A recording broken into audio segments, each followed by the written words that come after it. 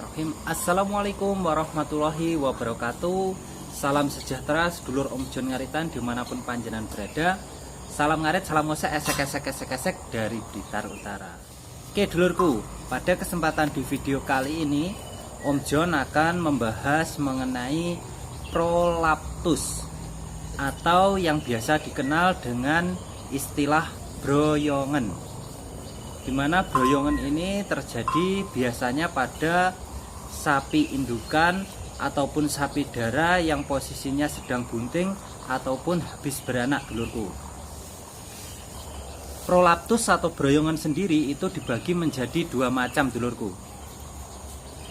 Pertama, prolaptus vagina, dan yang kedua merupakan prolaptus uteri. Apa sih perbedaan dari prolaptus vagina dan juga prolaptus uteri? Nah, kenapa Om Jon membuat video kali ini membahas mengenai prolaptus ini?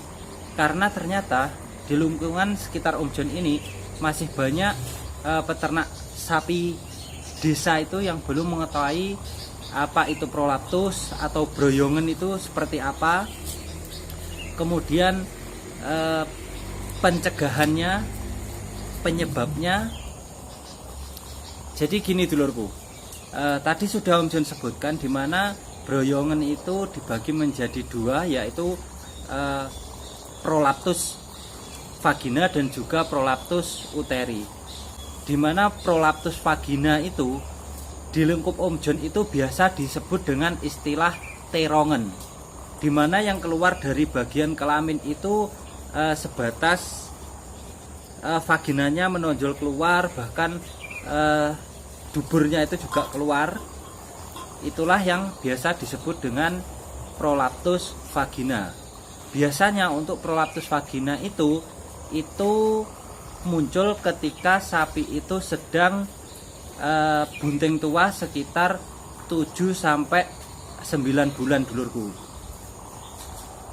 Kemudian untuk prolaptus uteri, di mana prolaptus uteri itu merupakan sebuah kejadian yang biasanya itu terjadi setelah sapi indukan kita itu beranak, kemudian untuk rahimnya itu ikut keluar setelah pedetannya keluar.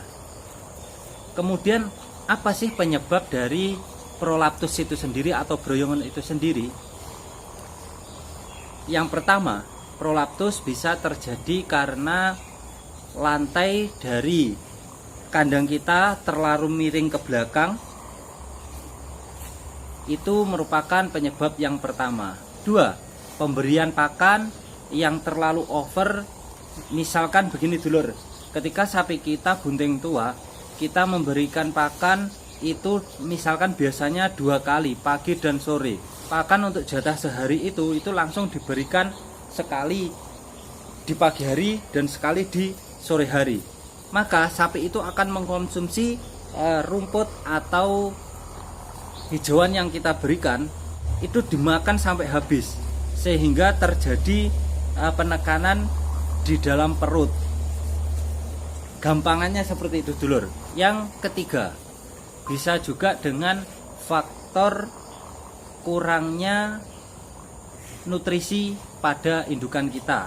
Itu juga berpeluang untuk terjadinya prolaptus ini atau broyongan ini dulurku. Kemudian faktor yang keempat, sapi terlalu sering dikandangkan. Sapi kita indukan yang sedang bunting tua itu kita ikat aja di dalam kandang, itu juga merupakan salah satu penyebab terjadinya broyong. Dan menurut informasi juga, broyongan itu juga bisa disebabkan dari faktor genetik dari indukannya. Ketika kita punya indukan yang broyongan, kemudian keluar anaknya betina, itu nanti informasinya juga bisa mengalami broyongan juga yang disebabkan oleh faktor genetik. Kemudian bagaimana cara mencegah sapi kita agar tidak broyongan? Nah, ini penting diketahui khususnya bagi para peternak pemula. Ini untuk pengalaman saya sendiri dulurku. Yang pertama, saya membuat desain kandang untuk sapi betina untuk lantainya itu tidak terlalu miring dulurku. Untuk kandang saya sendiri ini, saya menggunakan kemiringan dari lantai depan ke belakang itu hanya sekitar 5-7 sentian dulurku. Itu untuk air urin itu sudah mengalir cukup lancar dan mengurangi faktor broyongan ketika sapi indukan ini nantinya bunting tua dan mendekati masa beranak dulurku. Itu yang pertama. Kemudian yang kedua, ketika sapi saya itu bunting tua, biasanya saya memberikan pakan itu sistemnya konsumsinya tetap sama, cuma saya berikan itu lebih sering. Misalkan biasanya saya berikan di pagi dan sore hari. Pada saat mendekati bunting tua, biasanya saya berikan pagi, siang, sore, kemudian malam. Supaya ketika sapi ini makan, dicerna, keluar, kita kasih pakan lagi, supaya tidak terlalu memberikan tekanan pada perut si indukan, namun untuk kebutuhan pakannya tetap tercukupi. Itu merupakan trik untuk mencegah broyong versi saya. Selain itu biasanya Om John juga gini, ketika sapi saya itu dikasih comboran, itu saya memberikan sedikit porsi air, comborannya cukup kental. Kemudian untuk pakan hijauannya kita berikan sedikit-sedikit bertahap. Itu merupakan trik dari saya untuk mencegah terlalu tingginya tekanan pada perut sang induk yang sedang bunting tua. Kemudian yang keempat, biasanya ketika induk saya ini bunting tua, saya rutin memberikan mineral. Biasanya mineral itu saya berikan 1 minggu sekali atau seminggu 2 kali. Namun ketika sapi saya ini bunting tua, mulai dari kebuntingan 7 sampai mau beranak, itu biasanya saya berikan setiap hari rutin. Meskipun tidak terlalu banyak, yang penting rutin. Itu juga bisa menambah nutrisi dari si sapi. Kemungkinan untuk terjadi broyong juga lebih minim. Itu kalau trik saya. Kemudian ketika sapi saya itu bunting tua, biasanya saya rutin untuk mengajaknya jalan-jalan, olahraga gitu lur, biar otot-ototnya ini itu lebih kuat ya lur, ketika nanti menghadapi masa beranak. Karena apa? Sapi yang terlalu sering di kandang kan, terutama yang bunting tua, itu pergerakannya kurang, untuk otot-ototnya itu tidak tertarik. Itu merupakan salah satu faktor pemicu terjadinya broyong. Jadi Om John sarankan ketika kita punya sapi yang bunting tua, pagi atau sore hari kita ajak jalan-jalan, kita keluarkan dari kandang, itu sangat membantu dulurku. Gini lur, mungkin ketika kita ngajak jalan-jalan kita repot, tapi jangan pernah berpikir seperti itu. Karena apa? Kita menunggu sapi itu bunting sampai beranak itu 9 bulan lebih. Kita ngajak jalan-jalan cukup 5-10 menit setiap harinya, daripada nanti ketika beranak terjadi sesuatu yang tidak kita inginkan. Lebih baik kita menyempatkan waktu untuk mengajak sapi kita yang bunting tua jalan-jalan.